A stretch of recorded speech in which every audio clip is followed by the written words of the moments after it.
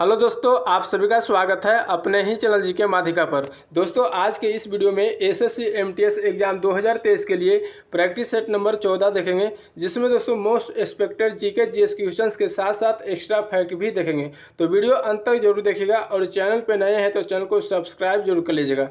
तो चलिए आज का वीडियो शुरू करते हैं। तो दोस्तों, पहला प्रश्न है, अलमाटी बांध किस नदी पर स्थित है? तो दोस्तों, अलमाटी बांध जो है किस नदी पर स्थित है? कृष्णा नदी पर। तो इसका राइट आंसर ऑप्शन ए हो जाएगा। अब दोस्तों बात कर लेते हैं कि हीराकुंड बांध जो है किस नदी पर स्थित है? तो महानदी पर स्थित है। टिहरी बांध भागीरथी नदी पर स्थित है। सरदार सरोवर बांध नर्मदा नदी पर स्थित है। ठीक है, तो सभी फैक्ट को ध्यान रखिएगा। अगला प्रश्न देखते हैं। क्वेश्चन है, मंत्री परिषद से पद त्याग करने के लिए मंत्री किसे अपना त्यागपत्र संबोधित करेगा? तो दोस्तों, मंत्री परिषद से पद त्याग करने के लिए मंत्री जो है राष्ट्रपति को अपना त्यागपत्र संबोधित करेगा। ठीक है, तो इसका राइट आंसर ऑप्शन ए हो जाएगा। अगला प्रश्न देखते हैं। क्वेश्चन है, देश के निम्नलिखित किस राज्य में सबसे पहले सूर्योदय होता है? तो दोस्तों, देश के किस राज्य में जो है सबसे पहले सूर्योदय होता है? अरुणाचल प्रदेश में। ठीक है, तो इसका राइट आंसर ऑप्शन सी हो जाएगा। अब दोस्तों बात कर लेते हैं कि भारत में सबसे अंत में सूर्य अस्त किस राज्य में होता है? तो गुजरात राज्य में होता है। ठीक है, तो ध्यान रखिएगा। अगला प्रश्न देखते हैं। क्वेश्चन है, पुस्तक भारत के प्रधानमंत्री देश दशा दिशा के लेखक कौन है? तो भारत के प्रधानमंत्री देश दशा दिशा पुस्तक के लेखक कौन है? तो रशीद किदवई है। ठीक है, तो इसका राइट आंसर ऑप्शन बी हो जाएगा। अगला प्रश्न देखते हैं। क्वेश्चन है, दृश्य निर्यात और दृश्य आयात के अंतर को क्या कहा जाता है?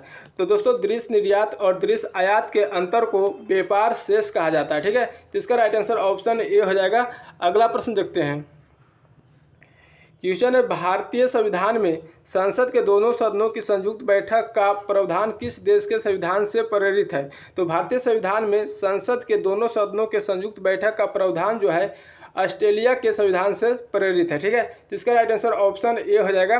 अब दोस्तों बात कर लेते हैं कि संसद के संयुक्त अधिवेशन की अध्यक्षता कौन करता है? तो लोकसभा अध्यक्ष करता है। इसका वर्णन संविधान के अनुच्छेद 108 में किया गया है। ब्रिटेन से दोस्तों विधि का शासन और एकल नागरिकता लिया गया है। अमेरिका से मूल अधिकार, राष्ट्रपति पर महाभियोग, वित्तीय आपात लिया गया है और रूस के संविधान से मौलिक कर्तव्य लिया गया है। ठीक है, तो सभी फैक्ट को ध्यान रखिएगा। अगला प्रश्न देखते हैं। क्वेश्चन है, निम्नलिखित में से किसमें विटामिन ए सबसे अधिक मात्रा में पाया जाता है? तो किसमें जो है विटामिन ए सबसे अधिक मात्रा में पाया जाता है? तो गाजर में। ठीक है, तो इसका राइट आंसर ऑप्शन ए हो जाएगा। अब दोस्तों बात करते हैं कि विटामिन ए की कमी से कौन सा रोग होता है? तो रतौंधी नामक रोग होता है। विटामिन ए का रासायनिक नाम रेटिनॉल होता है। चावल में कार्बोहाइड्रेट पाया जाता है और दाल में सर्वाधिक प्रोटीन पाया जाता है। ठीक है, तो सभी फैक्ट को ध्यान रखिएगा। अगला प्रश्न देखते हैं। क्वेश्चन है, नालंदा विश्वविद्यालय को किसने ध्वस्त किया था? तो दोस्तों, नालंदा विश्वविद्यालय को किसने ध्वस्त किया था? तो बख्तियार खिलजी ने ध्वस्त किया था। ठीक है, तो इसका राइट आंसर ऑप्शन डी हो जाएगा।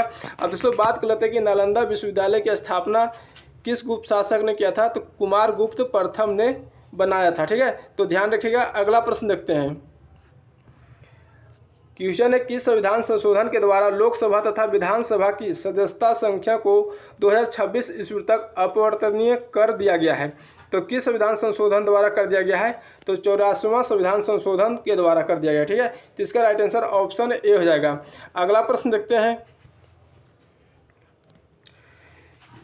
क्वेश्चन है, बांग्लादेश की सीमा को कौन सा भारतीय राज्य छूता नहीं है? तो दोस्तों, बांग्लादेश की सीमा को जो है कौन सा भारतीय राज्य छूता नहीं है? तो विकल्प के आधार पर दोस्तों नागालैंड हो जाएगा। ठीक है, तो इसका राइट आंसर ऑप्शन सी हो जाएगा। अब दोस्तों बात कर लेते हैं कि त्रिपुरा 3 ओर बांग्लादेश से घिरा है। ठीक है, भारत बांग्लादेश के साथ सबसे लंबी सीमा साझा करती है। ठीक है, तो सभी फैक्ट को ध्यान रखिएगा। अगला प्रश्न देखते हैं। क्वेश्चन है, किस तत्व को रसायन विज्ञान में अवारा तत्व की संज्ञा दी गई है? तो किस तत्व को रसायन विज्ञान में अवारा तत्व की संज्ञा दी गई है? हाइड्रोजन की। ठीक है, तो इसका राइट आंसर ऑप्शन डी हो जाएगा। अगला प्रश्न देखते हैं।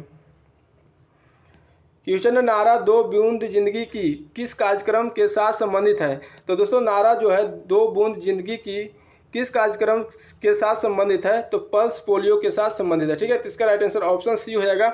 अब दोस्तों बात कर लेते हैं कि पल्स पोलियो एक संक्रामक रोग है और जो पोलियो जो है वायरस से होता है। ठीक है, तो सभी फैक्ट को ध्यान रखिएगा। अगला प्रश्न देखते हैं। क्वेश्चन है, निम्नलिखित में से कौन सा एक भारत को उत्तरी और दक्षिणी भागों में बांटता है। तो कौन सा एक जो है भारत के उत्तरी और दक्षिणी भागों में बांटता है, तो कर्क रेखा। ठीक है, तो इसका राइट आंसर ऑप्शन बी हो जाएगा। अब दोस्तों बात कर लेते हैं कि भारत के 8 राज्य जो कर्क रेखा से गुजरती है कौन कौन से है। तो गुजरात, राजस्थान, मध्य प्रदेश, छत्तीसगढ़, झारखंड, पश्चिम बंगाल, त्रिपुरा और मिजोरम है। ठीक है, तो ध्यान रखिएगा। अगला प्रश्न देखते हैं। क्वेश्चन है, किस पर्वतीय स्थल को एक सतपुड़ा की रानी कहते हैं। तो दोस्तों किस पर्वतीय स्थल को सतपुड़ा की रानी कहते हैं, तो पंचमढ़ी को। ठीक है, तो इसका राइट आंसर ऑप्शन ए हो जाएगा। अब दोस्तों बात कर लेते हैं कि सतपुड़ा की पहाड़ियाँ जो है किस राज्य में अवस्थित है। तो मध्य प्रदेश राज्य में अवस्थित है। ठीक है, तो ध्यान रखिएगा। अगला प्रश्न देखते हैं। क्वेश्चन है, बृहत संहिता का रचयिता कौन है। तो दोस्तों बृहत संहिता का रचयिता कौन है, तो बराहमिहिर है। ठीक है, तो इसका राइट आंसर ऑप्शन सी हो जाएगा। अगला प्रश्न देखते हैं। क्वेश्चन, निम्नलिखित में से कौन सा एक भारत का सबसे पुराना तेल शोधक संयंत्र है। तो कौन सा जो है एक भारत का सबसे पुराना तेल शोधक संयंत्र है, तो डिगबोई। तो इसका राइट आंसर ऑप्शन सी हो जाएगा। अब दोस्तों बात कर लेते हैं कि भारत के प्रमुख तेल शोधक कारखाना कौन कौन से हैं। तो डिगबोई तेल शोधक कारखाना जो असम राज्य में है, मथुरा तेल शोधक कारखाना यूपी में है उत्तर प्रदेश में, ट्राम्बे तेल शोधक कारखाना मुंबई में है, बरौनी तेल शोधक कारखाना बिहार में है, पानीपत तेल शोधक कारखाना हरियाणा राज्य में है, प्रादीप तेल शोधक कारखाना जो है ओडिशा राज्य में। ठीक है, तो सभी फैक्ट को ध्यान रखिएगा। अगला प्रश्न देखते हैं। क्वेश्चन है, होयसल की राजधानी निम्नलिखित में से कौन सी थी। तो होयसल की राजधानी जो है द्वार समुद्रम है। ठीक है, तो इसका राइट आंसर ऑप्शन बी हो जाएगा। अब दोस्तों बात कर लेते हैं कि होयसल वंश की स्थापना जो है विष्णुवर्धन ने की थी। होयसल वंश का अंतिम शासक बीरबलाल तृतीय था। ठीक है, तो सभी फैक्ट को ध्यान रखिएगा। अगला प्रश्न देखते हैं। क्वेश्चन है, लिच्छवी दोहित्री किसे कहते हैं। तो दोस्तों लिच्छवी दोहित्री जो है समुद्रगुप्त को कहते हैं। ठीक है, तो इसका राइट आंसर ऑप्शन सी हो जाएगा। अब दोस्तों बात कर लेते हैं कि समुद्रगुप्त को भारत का नेपोलियन भी कहा जाता है। ठीक है, तो ध्यान रखिएगा। अगला प्रश्न देखते हैं। भारत के विदेश सचिव किसे नियुक्त किया गया है। तो दोस्तों भारत के विदेश सचिव जो है विनय मोहन क्वात्रा को नियुक्त किया गया है। तो इसका राइट आंसर ऑप्शन ए हो जाएगा। अब दोस्तों बात कर लेते हैं कि भारत सरकार के प्रधान वैज्ञानिक सलाहकार जो है अजय कुमार सूद है, गृह सचिव अजय कुमार भल्ला है, राष्ट्रीय सुरक्षा सलाहकार जो है अजीत डोभाल है। ठीक है, तो सभी फैक्ट को ध्यान रखिएगा। अगला प्रश्न देखते हैं। क्वेश्चन है, भौतिक क्षेत्र में नोबेल पुरस्कार 2022 किसे दिया गया है। तो भौतिक क्षेत्र में नोबेल पुरस्कार 2022 जो है किसे दिया गया है। तो Alain Aspect, John Clauser, Anton Zeilinger, इनमें से सभी को दिया गया। ठीक है, तो इसका राइट आंसर ऑप्शन डी हो जाएगा। अब दोस्तों चिकित्सा के क्षेत्र में स्वांते पावो को दिया गया है, साहित्य के क्षेत्र में एनी आर्नोक्स को दिया गया। ठीक है, तो सभी फैक्ट को ध्यान रखिएगा। अगला प्रश्न देखते हैं।